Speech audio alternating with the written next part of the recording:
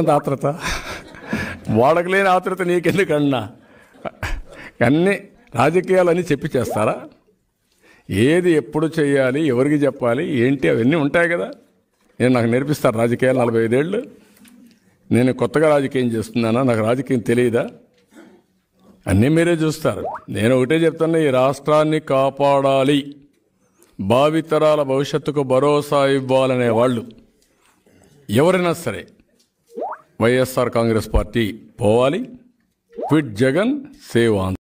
ఎట్టి పరిస్థితుల్లో కూడా ఇంకా లాస్ట్ డేస్ ఇవి. కష్టకాలంలో పోరాడాం, ఇప్పుడు పోరాడడం ఏంటి? ఇంకా ఉంటాయి. కానీ అట్లని చెప్పేసి అతను ఏదో తగ్గతాడు అనుకుంటే మాత్రం మనం అందరం కూడా ఇది తగ్గడు, కానీ తిరుగుబాటు మాత్రం వస్తుంది. అతను ఎంత స్పీడ్గా ప్రజల్ని హింస పెడుతున్నాడో అంత స్పీడ్గా వస్తారు రేపటి నుంచి. ఇంకా రాను రాను ఆ స్పీడ్ పెరుగుతుంది. కడాన మీరు మిజరబుల్ డిఫీట్ ఉంటుంది ఇతనికి. డిఫీట్ కాదు, మిజరబుల్ ట్రీట్మెంట్ ఉంటుంది. చరిత్రలో ఏ రాజకీయ నాయకుడికి జరగినటువంటి ట్రీట్మెంట్ ఇతనికి ఉంటుంది. మీరు ఆ విషయం గుర్తుపెట్టుకోండి. ఎవరైనా సరే ప్రపంచంలో అతిగా ప్రవర్తించిన ఏ వ్యక్తి అయినా సరే కడాన జరిగేది జరుగుతుంది. అలాంటి మిజరబుల్ ట్రీట్మెంట్ ఉంటుంది. దానికి రెడీగా ఉండాలి అతను, అంతే. అతన్ని కాదు, అతని పార్టీ వాళ్ళు కూడా ఇక్కడే కదండి. ఒక వ్యక్తిని 50 సార్లు జైలుకు పంపించి, లేకుంటే 20 సార్లు పంపించి ఇన్నిసార్లు హెరాస్ చేసిన వాడు మనిషే కదా.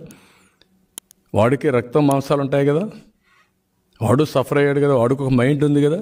ఎంత హ్యూమిలియేట్ చేశావు. ఇప్పటికైనా తగ్గించండి ఇవన్నీ. Thank you. ఎవరో మోసం చేశారు, ఎవరో అన్యాయం చేశారు అని చెప్పి అనొచ్చు, కానీ ఆధారాలు లేవు. ఏం జరిగిందో దేవుడికి తెలుసు. పెద్ద నేనైతే చేయగలిగింది ఏమీ లేదు. ప్రజల తీర్పు తీసుకుంటాం, కానీ మంచి చేయడానికి మాత్రం ప్రజలకు తోడుగా ఖచ్చితంగా ఉంటాం. వాయిస్ ఆఫ్ ది వాయిస్లెస్ కింద ఈ పార్టీ తాను చేయాల్సిన పని తప్పకుండా చేస్తుంది. పేదవాడికి అండగా ఉండే కార్యక్రమంలో ఎప్పుడూ కూడా పేదవాడికి తోడుగా ఉంటూ గలం విప్పుతుంది, పేదవాడికి అండగా నిలుస్తుంది. పెద్ద పెద్ద వాళ్ళ కూటమి ఇది.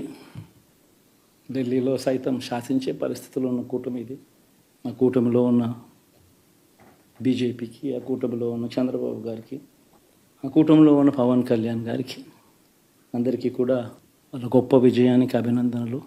ఓడిపోయినా కూడా నా ప్రతి కష్టంలో కూడా తోడుగా అండగా నిలబడిన నా ప్రతి నాయకుడికి, ప్రతి కార్యకర్తకు, ప్రతి వాలంటీర్కు, ప్రతి ఇంట్లో నుంచి వచ్చిన ప్రతి స్టార్ క్యాంపెయినర్గా నాకు తోడుగా నిలబడిన నా అక్క చెల్లెమ్మలకు, అన్నదమ్ములకు, మీ అందరికీ మనస్ఫూర్తిగా మీ అందరికీ కూడా కృతజ్ఞతలు తెలియజేస్తా ఉన్నాను.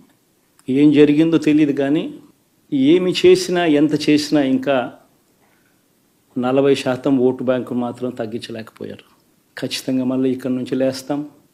మళ్ళీ ఇక్కడి నుంచి గుండె ధైర్యంతో నిలబడి మళ్ళీ లేస్తాం. ప్రతిపక్షంలో ఉండడం కొత్త కాదు, పోరాటాలు చేయడం అంతకన్నా కొత్త కాదు. నా రాజకీయ జీవితం అంతా కూడా ప్రతిపక్షంలోనే గడిపా. ఈ 5 సంవత్సరాలు తప్ప పోరాటాలే చేశా. రాజకీయ జీవితంలో ఎవడు చూడని కష్టాలు కూడా అనుభవించా. ఇప్పుడు అంతకన్నా కష్టాలు ఏదైనా పెట్టినా కూడా సిద్ధంగా ఉన్నాం, సిద్ధంగా ఎదుర్కొంటాం. ఆల్ ది వెరీ బెస్ట్ గవర్నమెంట్లోకి వచ్చిన వాళ్ళకు. Thank you.